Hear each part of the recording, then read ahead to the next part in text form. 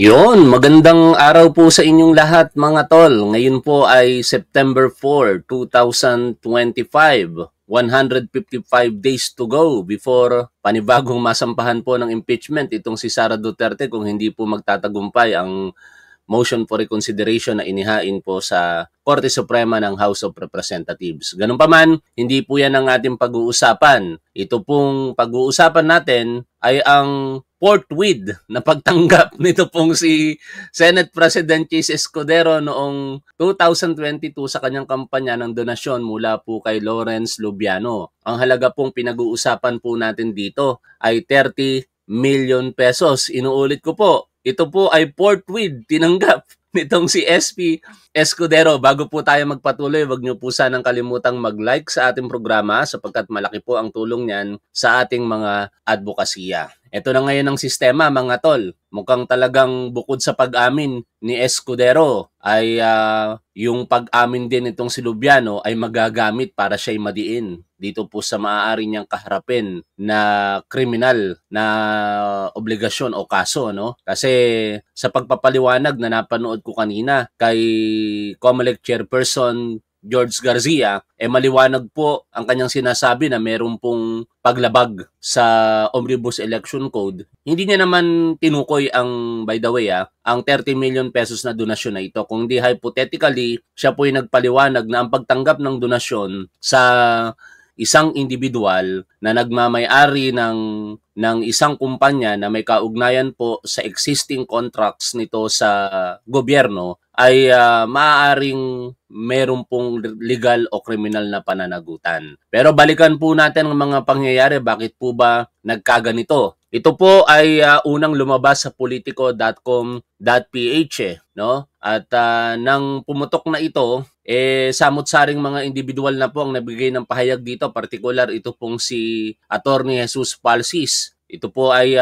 inilahad ng politico.com.ph na merong titulong Bulok na Cheese. 30 million pesos contractor donation puts Escudero on the hot seat. Kasi sa totoo lang mga tol, itong si Attorney Palsis ang unang-una kong nakitang personalidad na nagsuggest na merong di umano'y paglabag sa Omnibus Election Code. Ito pong si Chis Escudero. Pero bago tayo magpatuloy pa, good news po ito sapagkat yung engineer na si Henry Alcantara ay sinibak na po sa serbisyo nito pong si Secretary Vince Dizon ng DPWH. Basahin po natin ang kapapasok lamang na balita mula po sa Abante News Online. Sinibak ni Department of Public Works and Highways Secretary Vince Dizon si dating DPWH Regional Director Henry Alcantara. Pero ako'y naguguluhan dito sa totoo lang kasi permanent item ito si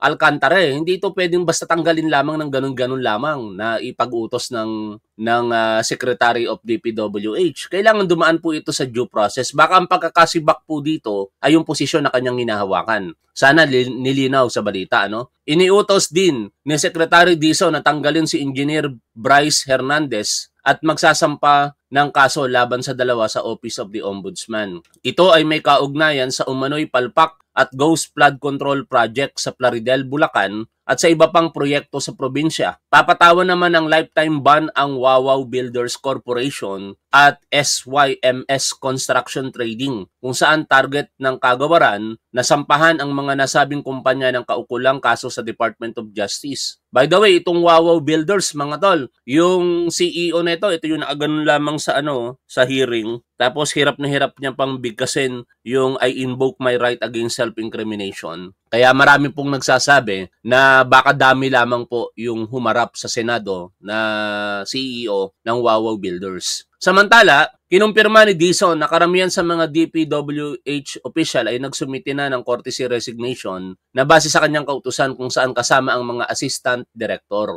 Anya, opisyal na nagbitiw at nagretiro si DPWH Undersecretary Roberto Bernardo noong August 15, 2025. Itong Roberto Bernardo na ito, napabalita po ito, sumagot po ito sa media na siya po ay on leave, medical leave, at hindi po nagtatago o tinanggal. Pero mukhang iba po ang pahayag ngayon ng DPWH hinggil po sa kanyang posisyon. Kasi sinasabi dito, opisyal po siyang nagbitaw at nagretiro noong August 15, 2025. Kaya yan po muna ang good news kaugnay po ng flood control projects anomalies na ito. Sana tuloy-tuloy na po ito na yung mga sangkot ay mapanagot sa ilalim po ng mga umiiral po na batas sa ating bansa. Balik po tayo dito po sa binabasa po natin na balita kanina. Bulok na cheese, 30 million contractor donation puts Escudero on the hot seat.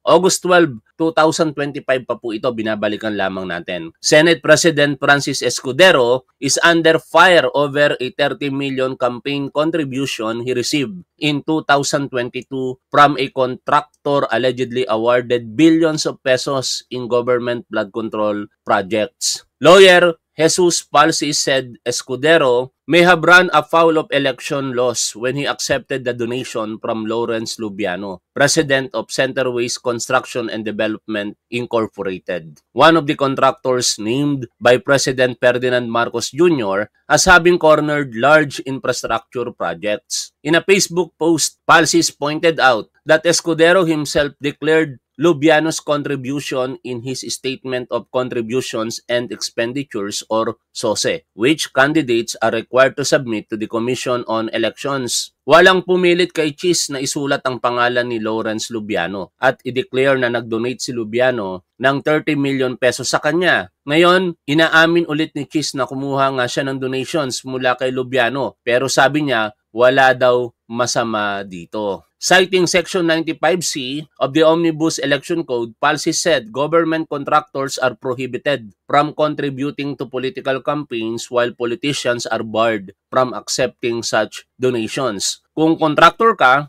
bawal kang mag-donate sa politiko. Kung politiko ka, bawal kang tumanggap sa contractor. Escudero, for his part, has maintained that he had no role in Centerways securing of government projects. At syempre, dahil nga po yan ay nasa kanyang SOSE at tinanong na po ng mga reporter sa kanya, balikan din po natin yung kanyang pag-amin, pero ito po ay kanyang minaliit lamang at sinabing itong mga balita po na ito ay mga innuendo o mga pag-atake lamang po sa kanya, no? Para po siguro siraan siya sa kanyang paniniwala o kaya in particular dahil po ayon sa kanya po ito no? Ang mga taong nasa likod daw po ng mga innuendos po na ito ay yung mga nagsusulong daw po ng impeachment complaint kay Vice President Sara Duterte. Pero ang hirap pong paniwalaan nun. Kasi sa totoo lamang, buti sana kung ang pangyayari ay nag-ugat sa panahon na ng pagtingin niya o pag-i-interpret niya sa salitang forthwith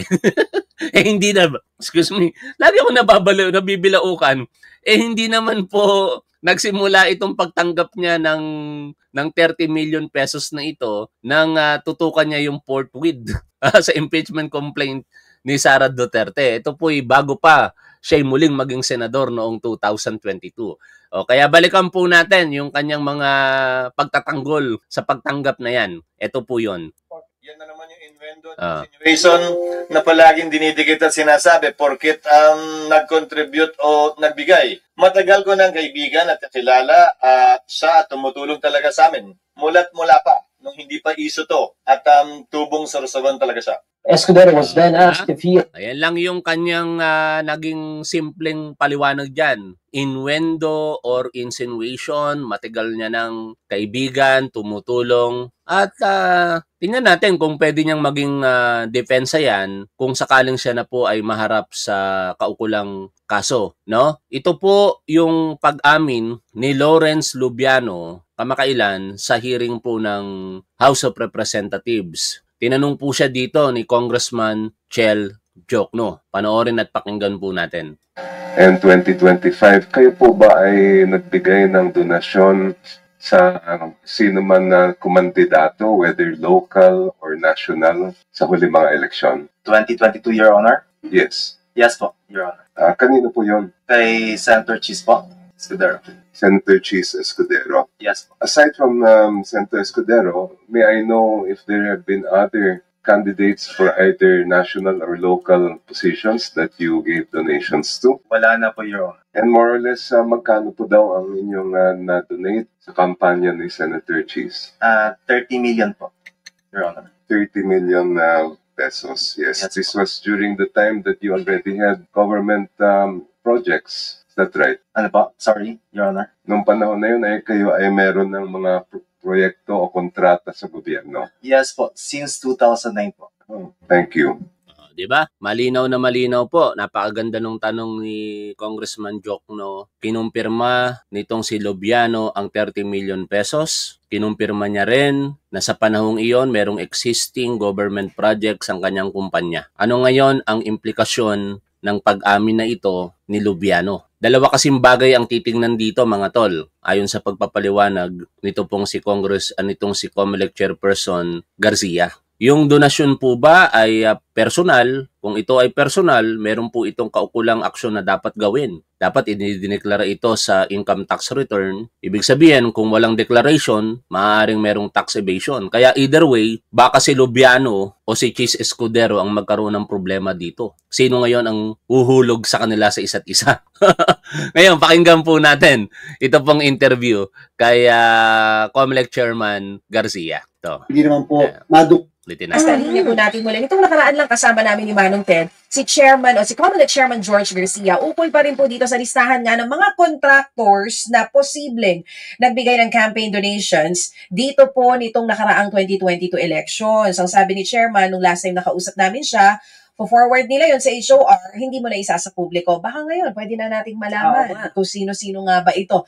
Magandang umaga po, Chairman George Garcia, Maricel Halili po, DJ Chacha. Magandang umaga po, Ma'am DJ at Ma'am Maricel. Magandang umaga rin po sa mga kababayan natin. Good morning po. Good morning, Chairman. Yun nga, nabanggit ko kanina, last time kausap namin kayo, yung naging pahayag nyo, may 31 public contractors na nagbigay nga ng donasyon sa mga national candidates nitong nakaraang 2022 elections. Pero, may recent po kayong pahayag, sinasabi nyo, 3 dun sa nilabas na listahan ng Pangulo, nakasali dito sa mga nakakuha ng flood control projects, pinakamalalaking contractor, yung top 15, 3 dun ang nagbigay ng campaign donations. Chairman po, pwede na po ba naming malaman kung sino po itong 3 contractors na ito? At confirmed na po ba na nung time nagbigay sila ng campaign donation, meron po silang project sa gobyerno? Ma'am DJ, alam ko po na siyempre kasama sila sa listahan ng ating Pangulo. Kaya lang po, Ma'am DJ, sana inyong ipagpapaumanhin kung bakit hindi namin marireveal sapagkat ito po'y parte ng isang investigasyon na magiging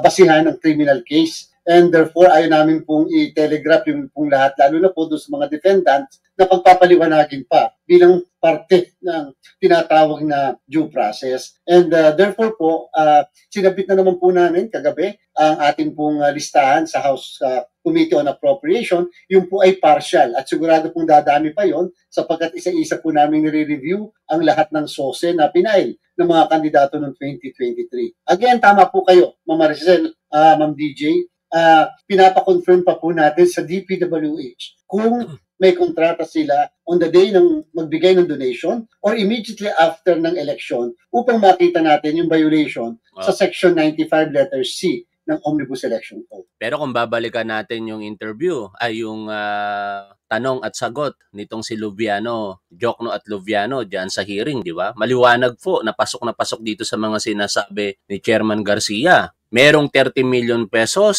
na donation. Although sinasabi niya ito ay personal, tapos meron silang existing contract sa gobyerno since 2009 pa nga. No? Ganun po kadire-diretso. Kaya alam niyo mga tol, ang malaking katanungan sa atin ngayon dito, ganun ba kabait talaga ang mga tao na yung 30 million pesos na kanilang pinaghirapan, idodonate mo lang na walang kapalit. Pero bigyan natin ng benefit of the doubt kasi baka ganun talaga sila kayaman. Kung si Top 1 nga, ngayon nagbibitiw ng pera sa mga scholars ng walang kapalit, nagagawa po natin yun, di ba? As in, wala talagang kapalit, di ko pinagyayabang ang tulong na yan. Pero eto naman si Lubiano, bilyonaryo, baka ganun naman, ano? Pero sa tingin ninyo, katulad kaya ni Top 1 yun, walang kapalit? Nagpapatawa lang ako. Tuloy tayo dito. Oo. So, bawal pa po na ibigay kung sino mga contractors ito para hindi po makompromiso yung kaso kung sakali man. Yun po ba yun, Chairman? Ayaw po natin kasi magpapal kami ng kaso dito tapos madidismissan tayo dahil na-preempt namin o kaya na-prejudge yung naturang kaso. Gusto po natin maging cautious dito. Total naman po, huwag po mag-alala ang sambayanan. Kino-confirm ko, tama po yung nabanggit nyo, 31 po yan. Actually nga po, yung hawak ko ngayon, 34 na. At asahan nyo po hanggang Monday or Tuesday, baka po ito'y abutin pa ng mga kulang-kulang 100 yung lahat ng mga pangalan ng contractors na nagbigay sa ating pong mga kandidato. Sapagkat hindi po kami nakalimit lamang sa pangalan ng contractors kung hindi po sinasama rin natin. Maisingit ko lang ito. No? Alam nyo, Chairman Garcia, kung makakarating man sa inyo o kung hindi man makarating, pero yan pong gagawin nyo ngayon diyan po sa inyong tanggapan bilang independent body, no, Constitutional Commission. I-define po niyan ang inyong leadership. Pagka kayo po diyan ay meron talagang masampahan ng kaso at maipakulong, baka masangaan kayo ng tao, kaya babantayan po yan ng publiko. Napakarami po ng binabanggit nyo diyan, daang mga korporasyon o individual ang nagbigay ng donasyon kapalit ng proyekto. Sana meron pong maging resulta yan at hindi lamang po salita. Dapat meron pong kaukulang gawa. Kasi mahirap naman na katulad po nitong ipinagmamalaki pa ng mga Duterte supporters na noon pa daw ay alam na ni Rodrigo Duterte yung flood control projects anomalies, pero ang tanong, may ginawa ba siya? Wala pong ginawa. Yun ang masaklap na katotohanan no? Teka lang. Ito. Ang pinaka-racket dyan is yung ghost project. Di ba? So, walang delivery ghost project. Marami yan. Sana hindi kayo katulad dito kay Rodrigo Duterte, Chairman Garcia. Saka syempre, ang ating Pangulo, hahanapan din natin ng resulta. Bagamat ine-expect na natin na sa panahon niya, hindi pa makukulong ang mga ito. Maliban kung plunder ang ikaso, tapos labasan ng warrant of arrest, sigurado makukulong yan dahil walang piyansa. Pero ang expectation kasi talaga rito mga tol, taon talaga ang aabutin nito Kaya ang tingin na lang na gagawin natin dito, sa panahon ng ating Pangulo, may mga makasuhan. Pagka may mga nakasuhan, palakpakan na natin si Pangulong Bongbong Marcos. Lalo dyan, dahil sigurado yan ay gugulong sa korte and we are hoping na hindi mabayaran ng korte. Kasi yun yung alegasyon ng iba Kaya wala daw nakulong ng mga politiko na hilot sa korte. Wag sana nyo pong tularan itong si Rodrigo Duterte na hanggang salita lamang walang gawa. Salamat, Criselda Apare, sa iyong super sticker. Karamihan yan, it's the regional director. Ipapalabas nila na may project ito, but wala. So the best way is to conduct an audit of those projects to determine if they are ghost projects or not. And I think they are plenty. And I dare say that ang pinakamarami siguro matanggal would be from DPWH. I really intend to clean government. At least kung hindi ko kaya, maminus-minusan. Puro salita, wala namang gawa. Tuloy tayo sa pakikinig. Dito po sana sa may gawa. Yung mismong pangalan ng opisyal, kung yun pa ang nakadeklara doon sa mismong sose ng mga naturang kandidato. Ang 2022 elections po ay almost 42,000 na sose ang tinanggap ng COMELEC. So, ngayon po inuuna namin ang lahat ng national candidates mula sa presidente, vice-presidente, senador party list, at pagkatapos po yung mga district congressmen. And of course, gusto rin namin bumaba hanggang sa level ng mga local officials. Sige po. So, medyo kung inaaral pa nating maigi ngayon kung ano yung mga possible cases na posible pong maisampa, matatagalan pa bago malaman ng publiko kung sino-sino po talaga itong mga contractors na ito na nagbigay ng donasyon. Pero Ma'am DJ, ganito po ang gagawin natin. At ito po commitment ko. Once na kami nag-issue na ng mga notice to explain o yung subpoena sa mga naturang kontratista o kaya naman pangalan ng kontratista, ay kaagad po natin itong pwede nang gawing public. Kasi ibig sabihin po nun ay nakapangalap na kami ng ebidensya, matibay na ebidensya natin, at hinihintay na lang natin yung pag-comply sa tinatawag na due process para mapakinggan naman. Kasi pwede po talaga sabihin sa atin, Ma'am DJ, alam na po natin ngayon yan, sasabihin, personal money ko yun at binigay ko yan in my private capacity, hindi naman bilang kontratista. Handa na rin po kami doon. Kaya lang, gusto namin pong makita, halimbawa, sige, ikaw ay nagbigay in your private capacity. At that time na nagbigay ka, wala ka pang kontrata sa pamahalaan. Pagkatapos, yung mismo binigyan mo nanalo at bigla ka na lang nagkaroon ng kontrata sa pamahalaan o doon sa mismo lugar kung saan namamahala yung mismo nanalong kandidato. So doon pa lang, medyo matibay po yung airtight po yung magiging kaso namin. Kasi po ngayon, ayaw po natin na mabigay sa kanila yung mga possible na pwede pong lusutan kung sakasakali. Medyo nasagot nyo na yun. Dapat sanang itatanong ko kung kunwari ang idinahilan ng contractor ay personal donation ko ito. Oo. Chairman, para lang po mas malinaw din sa publiko. Oo, kasi hindi naman bawal magbigay ng donasyon sa mga tatakbo. Pero ang bawal, yung nagbigay ka ng donasyon tapos meron kang proyekto sa gobyerno. Pero when it comes to personal fund, halimbawa, kung ako ang nagbigay, si Maricel Halili halimbawa ang tatakbo, magbigay ako sa kanya ng campaign funds o nagbigay ako noong 2022 galing sa personal ko kahit pa ako yung may-ari, anong loophole doon? At dahil dito sa mga nangyayaring ito, anong pwedeng gawin ng COMELEC at ng gobyerno para po hindi na maulit ito na ang gagamitin ay personal fund ko naman yun eh. Pagka po kasi, ito po ayaw po kasi baka ako'y mapa-inhibit pa dahil siyempre isa ako sa mga boboto. Pero alam niyo po, yung batas natin napakaliwanag. Pinag-usapan na rin po natin ito Ma'am DJ at Ma'am Maricel. Sabi doon ng batas, natural or juridical person. Ibig sabihin, isang tao, si Ma'am Maricel, si Ma'am DJ ay nagbigay. Hindi naman sinabing dapat ay presidente siya ng kumpanya o hindi presidente ng kumpanya. So, ibig sabihin po, natural or juridical, isang korporasyon ay nagbigay. So, parang lumalabas po na hindi dinistinguish ng batas kung ikaw ay nagbigay in your private capacity, basta ikaw ay nado sa construction firm na yon. So, pwede namin po ganun ang interpretasyon sapagkat napakalawak po ng pagkaka-define ng batas, natural. Tao lang eh. Hindi naman sinabing dapat ikaw ay presidente, hindi presidente ng company or in your private capacity. At number 2, at dito po madaming mahuhuli. O sige po, sabi niyo nagbigay kayo in your private capacity. Tanong, yan po ba ay nakalista sa inyo pong state sa income tax return? Income tax, oo.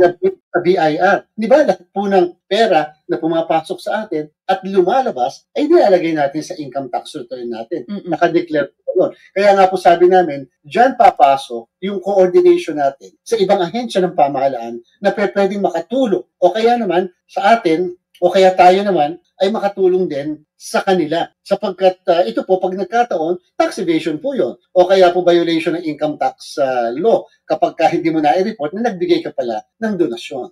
So, sa madaling salita, under the law, it's... Kaya parang ang mangyayari dito, si Lubiano pa ang maaari ding makasuhan. Ano? Kasi inamin niya na galing yon sa kanyang personal na account, hindi galing sa kumpanya. O kaya nasa kanya ngayon yung burden na patunayan na yun ay personal donation sa pamamagitan ng pagpapakita ng kaukulang tax para doon. Kasi sinasabi ng mga abogado kapag ka donasyon, may kaukulang pong buwis yan. Pag hindi ka nagbayad ng buwis, criminal na kaso po yun, tax evasion. Tuloy po tayo sa pakikinig dito. It's clear. Mapapark ka ng corporation or galing sa personal fund mo, basta parte ka ng korporasyon, hindi pwedeng gamitin yung salitang galing sa personal donation because klaro sa batas, yung sinasabi niyo po na natural or juridical. At in fact, sa corporation law, totoo naman po, ang korporasyon ay may separate na identity, personality sa mga official niya. And therefore, the act of the corporation is not the act of the officers. Tama po yun. Pero may exception to the rule. Kapag yung ginawa ng korporasyon ay null and void, illegal, unlawful, yung mismo nagko-connect na hindi dapat makonect ang mga opisyal doon sa kumpanya, pwede nyo po yung putulin. And therefore, pwede nyo habulin yung mga opisyal ng mismong korporasyon because they committed ultra vires act, mga aksyon na illegal, unlawful. Pag po umaamin ang isang contractor halimbawa na siya nagbigay ng donasyon, mapapersonal man or galing sa kanya pong kumpanya, yun po ba pwedeng gamitin ng COMELEC, motu proprio for an investigation? Or kailangan meron pa po munang maghain ng complaint? Paano po ba yun? Ay, hindi na po namin kailangan magkaroon ng paghahain ng complaints ng kahit na sino. Yung ginagawa po namin investigation ng DJ, Ma'am Maricel, motu proprio po ito, meaning wala po nagreklamo, walang nag-obliga sa amin. Part po ito ng ating pong duty bilang pinaglalagakan ng statement of contributions and expenditure. So, kahit po walang complaints, kami po yun. Ngayon po, yung may umamin, actually kasama po siya doon sa 31. And therefore, malamang-lamang siya po yung kauna-unahan na makatatanggap ng sulat mula sa amin upang ipaliwanag officially. Although, yung Si Lubiano siguro tinutukoy dyan, sabi ni Jojo Alicando, ano pa ginagawa ng COMELEC, kansilahin na ang panalo ni Cheese Escudero kasi pareho silang umamin ni Lubiano. Actually, Jojo Alicando, ang katotohanan po dyan, wala na pong jurisdiction ang COMELEC kay Cheese Escudero kasi proklamado na po siya bilang senador. The moment na maproklama ang isang kandidato sa pagkasenador at nanalo nga po ito at naiproklama, mawawala na ng jurisdiction ang COMELEC. Saan ngayon dapat ipaghabla itong si Cheese Escudero kung sakasakali? Merong tinatawag na Senate Electoral Tribunal or SET. Diyan po ipaghaharap ng reklamo itong si Escudero. Ang problema ngayon diyan, ang bumubuo po sa SET ay mga kapwa senador. Kaya kung matatandaan ninyo mga tol, kahit sampahan ng reklamo si Escudero sa ombudsman, walang mangyayari. Bakit? Historically speaking, si Senator Joel Villanueva, di ba? Sinampahan sa ombudsman, guilty po siya doon. Tapos, dinidismiss ng ombudsman si Villanueva. Kung natatandaan ninyo yung sitwasyon na yon, may nagawa ba ang ombudsman nung tumanggi ang pamunuan ng Senado na i-implement ito? Wala. Kasi halal ng taong bayan itong si Villanueva, no? Ang tanging makakapagtanggal sa kanya ay ang SET, no? Kaya yung committee nila diyan on ethics. Depende sa reklamong hahain laban kay Escudero. Kaya babalik lang tayo doon sa sitwasyon, wag po nating sisihin ng COMELEC dito, no? Wala na silang jurisdiction kay SP Escudero. Pwede sila magsampa ng kaso, no? At kahit sino namang individual, actually pwede, basta merong kaalaman sa batas. Sa tulong na rin ng mga abogado, pwedeng sampahan ng kaso si Escudero sa SET. Tuloy po tayo sa pakikinig po dito. Liwanag sa Kongreso, ay pwede na namin kuhanin yon. At pwede namin, kasi recorded at saka official yon. May minutes naman doon. Pero mas maganda, madinig pa rin natin yung kanyang panig officially sa isang formal na investigation. So, kayo po'y nakapagpadala na ng sulat dito po kay, banggitin ko na, Chairman, si Mr. Romeo Lubiano ng Center Waste Construction. Since sinasabi ninyo, motu proprio investigation yung sa inyo, no need for complaint. Para po pagpaliwanagin siya, nakapaghain na po kayo ng sulat sa kanya? Sa Monday po namin ipadala sa kanya yon. Dahil sa Monday din namin ipapadala yung sulat natin sa DPWH upang alamin namin ano ang mga kontrata, hindi lamang niya, kung hindi nung 30 pa na naandun sa aming listahan. Para po at least, kasi nga po ayaw kasi namin, Ma'am DJ, Ma'am Maricel, pa isa-isa. Baka magalit na yung maganda po isang bagsa. So isang batch muna, 31. Tapos sa susunod, kung meron muling panibagong batch, another request po yan. Para lang po gumalaw na kaagad yung investigation at kung sakali, makapag-file na kaagad ng proper case for election offense. So hindi lang po siya. Lahat po ng 31 or 34 or baka madagdagan pa na listahan ng contractors, sabay-sabay po ang pagpapadala nito sa Lunes. Yung po munang unahin namin, yung may umami na at saka po yung sa nasa 31.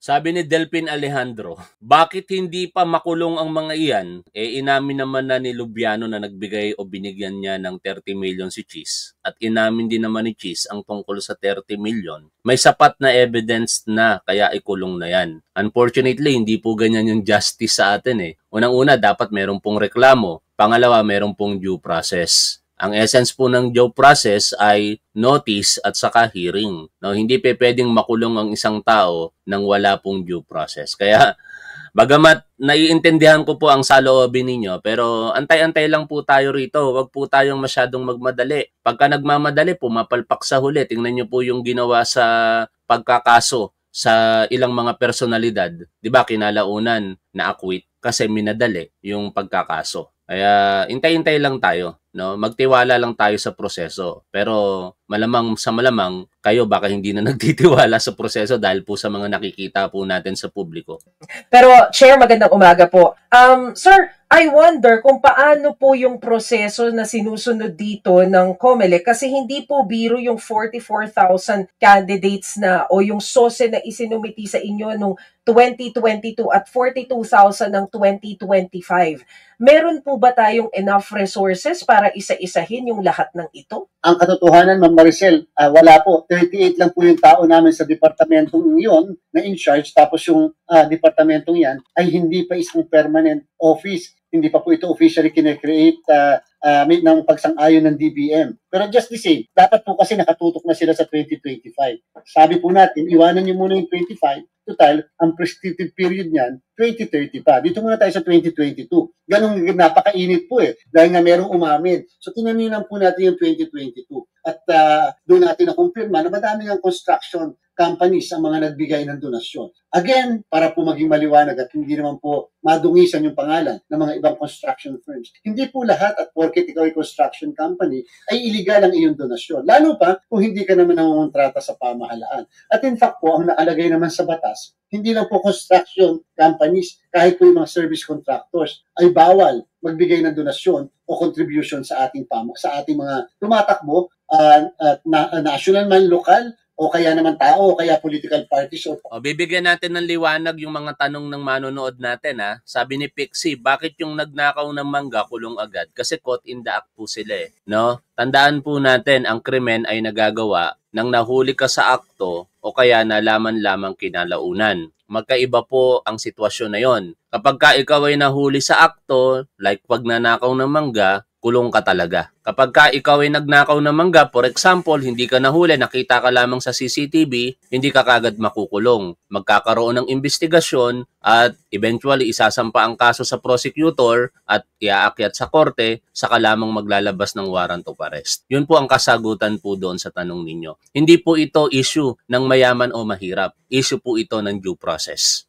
Party list. So yan po naman ang gusto nating liwanagin lang. Maaari hindi sapat ang tao namin, pero just the same, inuna po muna natin yung national candidates, presidente, vice-presidente, senador, party list, at ngayon po... Sagutin natin din yung pobre kasi ang nagnakaw ng mangga. Katulad po ng sinabi ko, nahuli sa akto, nagnakaw ng mangga. Ngayon kung hindi nahuli sa akto at nagnakaw ng mangga, nakuhanan lamang ng CCTV o may nakakita, dadaan sa proseso, kaso lang kaya nagiging mabilis kasi mayaman ay kasi mahirap, walang pambayad sa abogado. Ang pinagkaiba ngayon dito sa mga magnanakaw ng pondo ng bayan, mayaman po sila, kaya meron po talaga silang pambayad sa abogado. Wala po sa batas ang problema, mga tol. Ang problema nasa realidad na kapag ka mayaman ka, magagamit mo talaga ang batas, pabor para sa'yo. Yun po ang katotohanan. Huwag po nating isisi sa batas. Ang batas po ay pantay lamang para sa lahat. Pero hindi po pantay ang realidad sa buhay na merong pong mahirap at merong mayaman. Na kung mahirap ka, wala kang pambayad sa abogado kaya mapapabilis talaga ang proseso laban sa'yo. Samantala kung mayaman ka, napakarami mong pwedeng kuning abogado na magtatanggol sa'yo at lalong magpapatagal ng proseso. Pero sa huli, kung talagang may kasalanan ka, darating at darating ka sa kulungan. Tingnan nyo si Apollo Kibuloy. Walang nagawa ang kanyang kayamanan, di ba? Nakakulong na ngayon. Hintay-hintay lang tayo, magtiwala po tayo. Ang mga district congressmen naman. Para naman, hindi walang masabi na bakit kami-kami lang, hindi man lang dinadamay ang iba. At pagkatapos na isusunod po namin, yung mga local candidates naman. Gaano nga po ulit katagal yung prescriptive period, Chair? 5 years po So, kaya po binalikan namin ng 2022 sapagkat 22 plus 5 po, 27, samantala yung 2025 ay 2030 pa po ang magiging deadline niyan. So ano po yung magiging timeline natin? Kung nakatutok po tayo ngayon sa mga national candidates, kailan po natin masisimulan yung mga nasa local level? Ang sa local po, baka by next week po namin masimulan yon, pero syempre po gusto muna namin tapusin yung national. Ganun medyo madami-dami rin po yung congressmen. And take note po, ang amin pong ginagawa ay hindi po dahil sa nanalo lang. Kahit po natalo, ay dapat po natin may nabigyan. At the same time, kahit po nag-withdraw ng candidacy, basta tag-withdraw sa panahon ng campaign period, pwede rin po nating tingnan yon. Sapagkat ito nga po ay mga illegal contributions. And take note po, yung binabanggit kong provision ng batas, hindi lang po yan tungkol sa public works, hindi lang po sa service, pati nga po yung mga mining companies, bawal po magbigay. Yan po yung section 65 Section 95 letter B naman yun. Bawal din po yung may mga prangkisa sa ating pong pamahalaan. Binigyan mo ng franchise, halimbawa mag-operate ng transport, mag-operate ng utilities, etc. Bawal din po magbigay ng donasyon sa kahit na kaninong kandidato o kaya political parties. Yan po later on, mas malawak pa namin titingnan sapagkat ibig sabihin, hindi pala lahat ng contribution, donasyon ay legal. So, ang nabanggit po ninyo, nasa 31 na mga kontratista, yung palagay po ninyo ay nagbigay ng donasyon.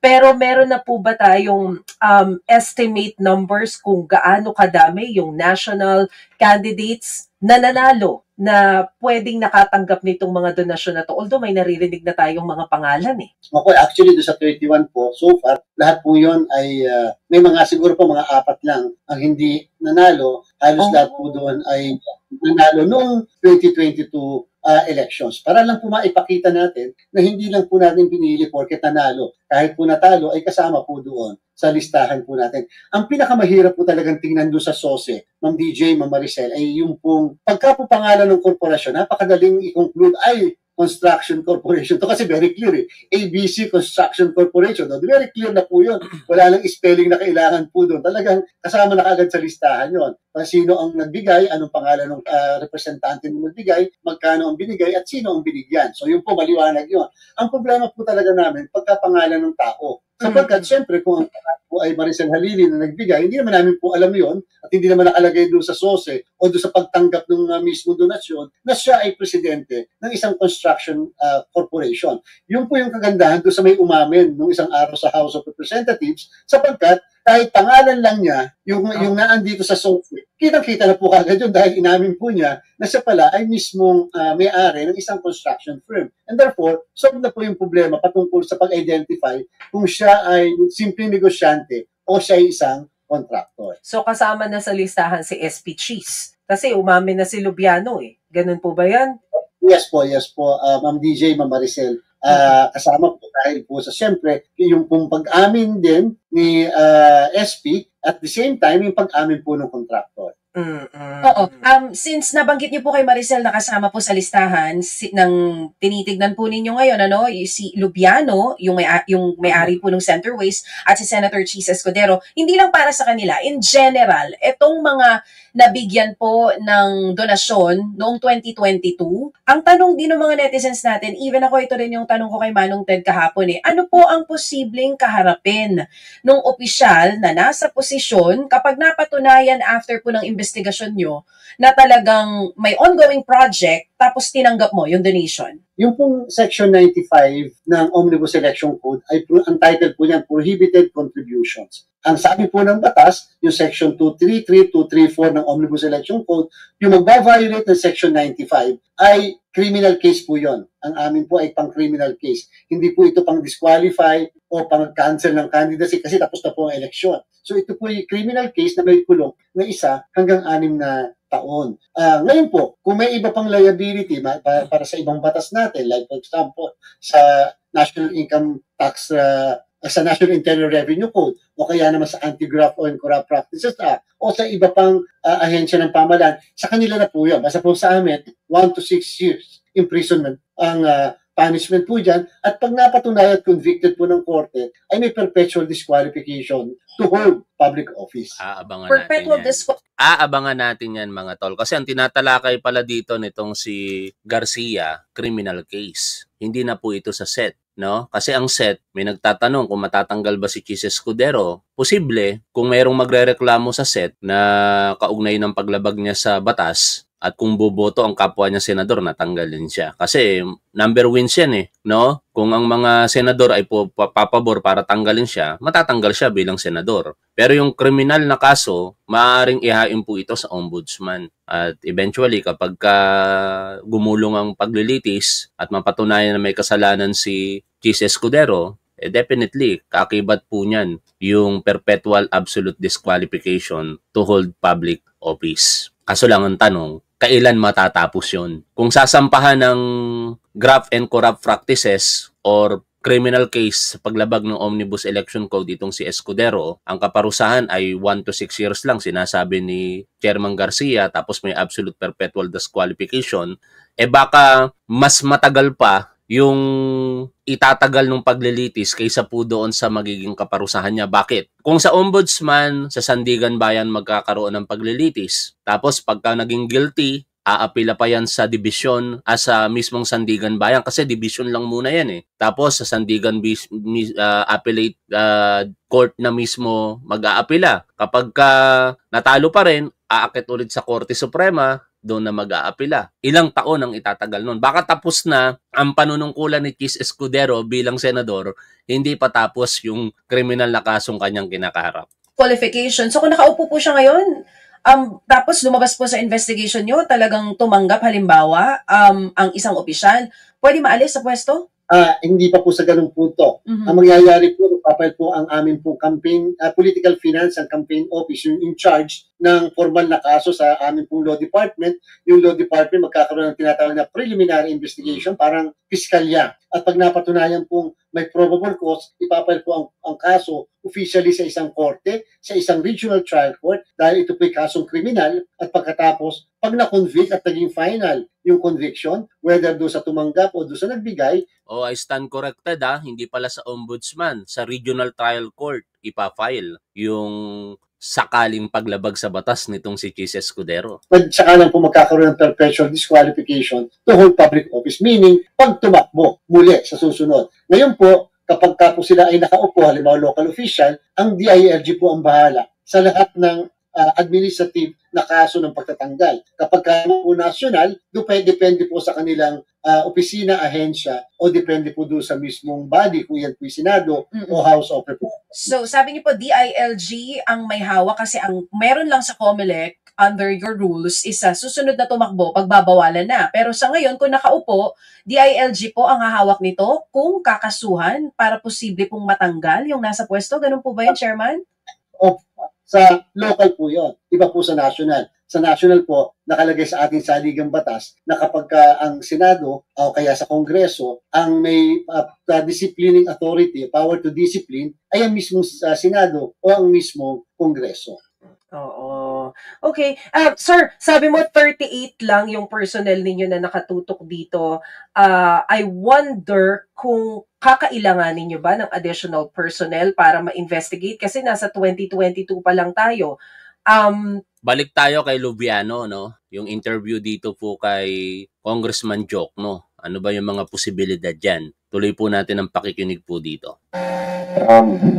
Yan po ay bahagi ng pagdinig sa Kongreso. Tanungan po ni Representative Shell Jokno at ni Lawrence Lubiano. So para po talakayin pa natin yang maanumalyang flood control projects, makakausap po natin si Akbayan Party List Representative at Assistant Minority Leader Shell Jokno. Magandang gabi po sa inyo, sir. Thank you for joining us. Good evening, Kong.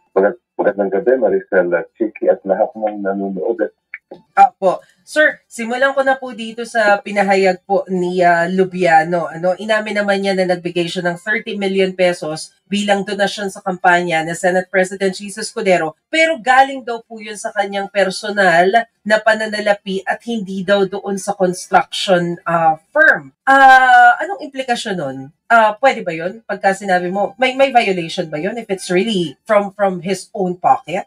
Maganda kung malaman natin sa COMELEC kung papasa pa yung kanyang klaseng pananatwiran at depensa. Kasi para sa akin, mahirap pa hiwalayin.